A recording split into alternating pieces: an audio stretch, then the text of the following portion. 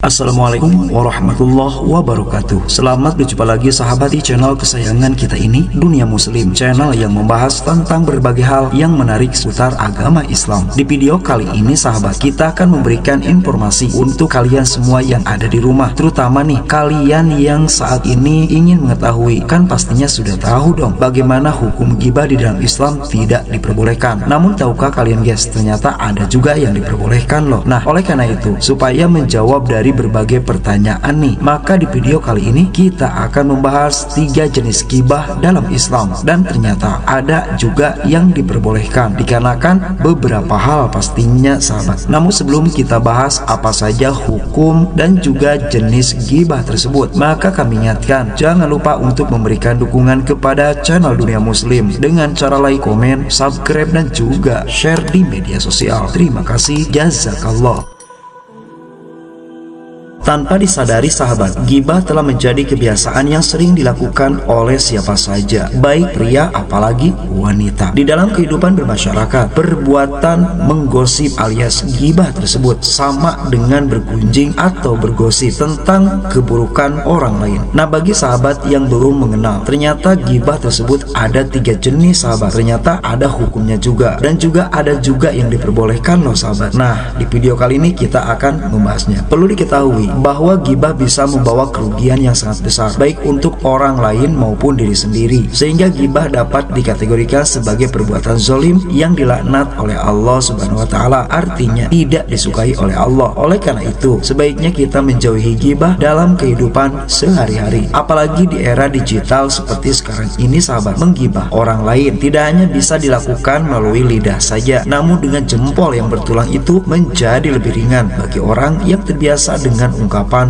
maupun celaan, menghina, dan bahkan sekedar cerita yang sebenarnya. Pengertian ghibah, bagi kalian yang belum mengetahui apa sih ghibah itu, ghibah adalah salah satu perbuatan dosa besar yang dibenci oleh Allah dan baiknya dihindari oleh seluruh umat Islam. Berdasarkan etimologi, ghibah berasal dari bahasa Arab dari kata ghoba yaghibu ghaiban, yang mempunyai arti ghaib, tidak hadir. Nah, oleh karena itu berikut kita bahas 3 jenis ghibah. Yang pertama, ghibah. Ghibah merupakan perbuatan di mana seseorang yang menceritakan aib orang lain yang memang sebenarnya ada padanya. Dan ghibah ini sahabat menjadi urutan pertama yang sering sekali dilakukan, dikarenakan biasanya orang yang diobrolin, orang yang digosipkan memang melakukan hal tersebut atau sesuai dengan faktanya, dan ini di urutan pertama sahabat, yaitu ghibah. Selanjutnya nomor 2, al-ifk. Perbuatan di mana seseorang yang menceritakan orang lain berdasarkan penukilan yang sampai kepadanya. Kalau di dalam bahasa orang, katanya atau kata orang. Nah, ini disebut dengan al-ifk, dan ini juga ada beberapa hukum yang menyesuaikannya sahabat. Apabila kalian tidak mengetahui secara langsung dan kalian membicarakan orang lain kepada orang lain, akan tetapi dari orang lain, maka ini disebut dengan al-ifk.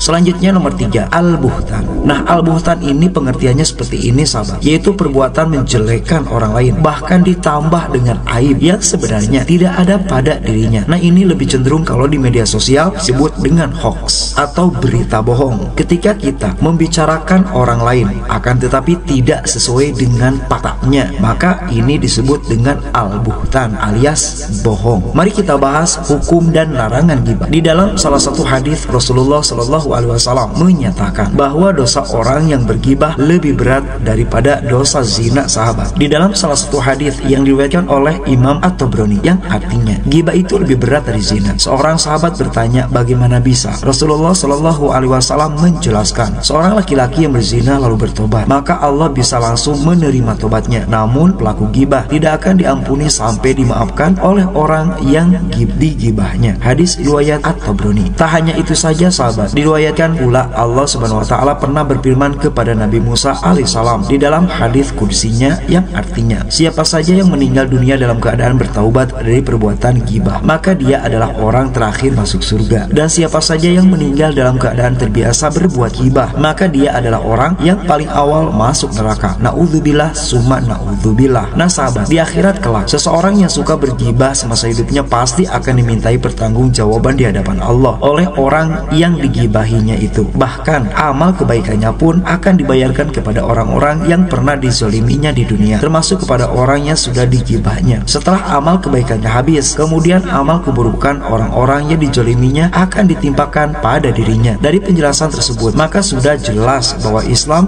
melarang keras kebiasaan bergibah, sebab sesungguhnya gibah digolongkan sebagai dosa besar sahabat. Nah, untuk larangan bergibah juga tersemat dalam ayat suci Al-Quran, yaitu surat Al-Hujurat ayat 12, yang dimana ayat ini menjelaskan permasalahan ini sahabat. Nah, untuk ayatnya sebagai berikut. A'udzubillahi minasyaitonirrajim. Bismillahirrahmanirrahim. Ya ayyuhalladzina amanu jtanibu katsirum minadh-dhanni inna ba'dadh-dhanni itsmun wa la tajassasu wa la yaghtab ba'dukum ba'dhan ayuhibbu ahadukum ayyakula lahma akhihi mayyitan fakarihtumuh wattaqullaha innallaha tawwabur rahim. Yang artinya, wahai orang-orang yang beriman, jauhilah kebanyakan prasangka, karena sesungguhnya sebagian prasangka adalah dosa. Janganlah kamu sekalian mencari-cari kesalahan orang lain, dan janganlah kamu sekalian bergibah, menggunjing satu sama lain. Adakah seseorang di antara kamu sekalian yang suka makan daging saudaranya yang sudah mati? Tentu kamu merasa jijik kepadanya. Bertakwalah kepada Allah, sesungguhnya Allah Maha Penerima Taubat lagi Maha Penyayang. Al-Hujurat 12. Nah, kutipan dari ayat Al-Quran di atas sahabat sudah sangat jelas mengisyaratkan jika dosa gibah sama dengan memakan daging bangkai saudara sendiri. Lalu kita akan ada pertanyaan nih, kondisi yang diperbolehkan untuk gibah kapan saja atau bagaimana? Akan tetapi nih sahabat, terdapat beberapa kondisi umat Islam diperbolehkan untuk membicarakan aib orang lain. Di antaranya, yang pertama, mengadukan kezaliman yang telah dialami, itu diperbolehkan sahabat. Lalu meminta tolong untuk mengubah kemungkaran yang ada di dalam diri orang lain, itu diperbolehkan. Meminta fatwa atau penjelasan terkait suatu perbuatan, itu juga boleh. Mengingatkan, nah ini diperbolehkan, masuk ke amar ma'ruf nahi munkar sahabat. Lalu apalagi, membicarakan kemaksiatan yang terang-terangan telah dilakukan. Dan yang terakhir, memperkenalkan seseorang. Nah itulah sahabat 3 jenis ghibah serta penjelasan mengenai hukumnya dalam Islam. Ternyata ada juga loh yang diperbolehkan di dalam beberapa hal tertentu pastinya. Nah, namun kami ingatkan sahabat, walaupun diperbolehkan, itu dikarenakan ada beberapa hal yang memang disesuaikan dengan syariat Islam. Namun alangkah baiknya jangan sampai kita membicarakan orang lain dan membicarakan aib orang lain, dikarenakan sama saja kita memakan daging mentah orang tersebut. Na'udzubillah summa na'udzubillah. Semoga kita dijauhkan dari orang-orang yang suka bergibah. Wassalamualaikum warahmatullahi wabarakatuh.